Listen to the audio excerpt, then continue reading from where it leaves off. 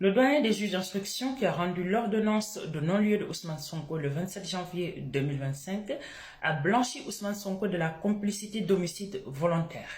Depuis que j'ai lu cette ordonnance de non-lieu, il y a quelque chose qui me taraude l'esprit.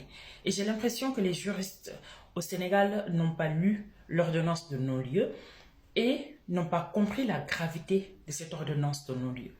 C'est pourquoi j'appelle tous les Sénégalais qui souhaitent connaître la vérité sur ces crimes de sang qui ont eu lieu au Sénégal entre 2021 et 2024 de se joindre à moi afin qu'on demande au juge d'instruction qui a rendu cette ordonnance de non-lieu d'éclairer la lanterne de tous les Sénégalais sur comment ça s'est passé cette procédure. Monsieur le juge d'instruction, vous avez rendu une ordonnance de non-lieu où vous avez visé explicitement la complicité d'homicide volontaire. Et vous avez dit que ce crime était couvert par la loi d'amnistie. Par conséquent, l'action publique est éteinte, donc on ne peut plus poursuivre Ousmane Sonko pour cette complicité d'homicide volontaire. Monsieur le juge d'instruction, quand vous avez rendu cette ordonnance, vous saviez en âme et conscience que les crimes de sang n'étaient pas couverts par la loi d'amnistie. D'ailleurs, le Conseil constitutionnel l'a rappelé que conformément aux conventions signées, les crimes de sang entre 2021 et 2024 ne peuvent pas être couverts par la loi d'amnistie. Alors, pourquoi vous avez dit que la loi d'amnistie couvrait ce crime de sang? Pour ceux qui ne savent pas c'est quoi l'homicide volontaire, c'est le fait de donner la mort de manière volontaire à quelqu'un. C'est un meurtre, donc c'est un crime de sang. Un crime de sang qui n'est pas couvert par la loi d'amnistie. Un crime de sang que le Conseil constitutionnel a dit que ce n'était pas couvert par la loi d'amnistie, c'est impossible. Personne ne pouvait être poursuivi. La complicité que le juge d'instruction a visée, pour ceux qui ne comprennent pas c'est quoi la complicité, c'est une personne qui n'a pas commis directement l'infraction, mais qui a aidé ou provoqué à ce que l'auteur principal puisse commettre l'infraction, soit par aide, par assistance, par fourniture de moyens ou en ayant donné des ordres. On a tous vu ce que Ousmane Sonko a fait entre 2021 et 2024. L'aveu est la mère des preuves en matière pénale. Alors, monsieur le juge d'instruction, qui vous a saisi?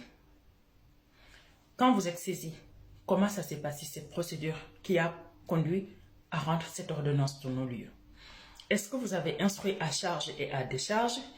Et lorsque vous avez instruit à charge et à décharge, sachant que la matérialité de l'infraction ne se pose plus, pour l'élément moral de l'infraction, où on a deux choses, la culpabilité et l'imputabilité, vous vous êtes rendu compte que la culpabilité faisait défaut, c'est-à-dire que la faute n'existait pas. Vous nous dites que les crimes de sang n'existent pas. Et par conséquent, vous ne pouvez pas poursuivre Ousmane Sonko pour complicité d'homicide volontaire. Parce qu'on sait que ces crimes ne sont pas couverts par la loi d'amnistie. Ou vous avez instruit à charge et à décharge. Et lors de la culpabilité, vous vous êtes rendu compte que les crimes de sang existaient vraiment.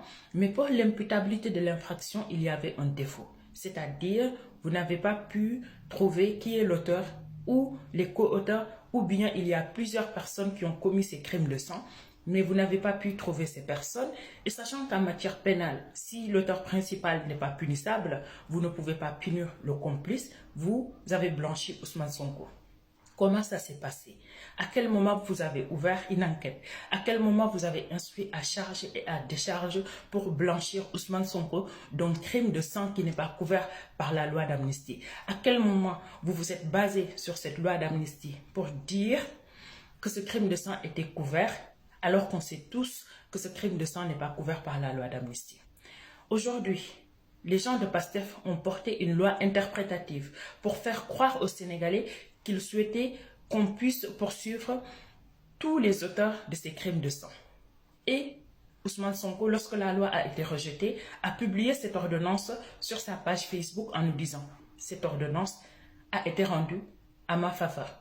Et dans cette ordonnance, on voit la complicité d'homicide volontaire qui a été visée explicitement par le juge d'instruction en disant que ce crime de sang a été couvert par la loi d'amnistie. Ces mêmes personnes qui nous ont fait croire que la loi d'amnistie ne couvrait pas les crimes de sang ont bénéficié d'une ordonnance de non-lieu qui a visé explicitement un crime de sang. Je sais que Ousmane Sonko n'est pas honnête, mais je me doutais qu'il pouvait être autant sournois pour jouer avec l'émotion, la sensibilité, la douleur des parents qui ont perdu des enfants en leur faisant croire que la loi allait être abrogée, sachant que cette loi n'allait jamais être abrogée parce qu'il a bénéficié d'une ordonnance de non-lieu qui a visé cette loi. Mais le pire, c'est qu'il a fait croire à ses parents que les crimes de sang allaient être poursuivis parce que ce n'est pas couvert par la loi d'amnistie. Et d'un autre côté, on voit une ordonnance qu'il a blanchie et dans cette ordonnance, on voit un crime de sang qui est visé de manière explicite. Alors, monsieur le juge d'instruction, sortez et dites-nous, qu'est-ce qui s'est passé? Nous voulons connaître la vérité.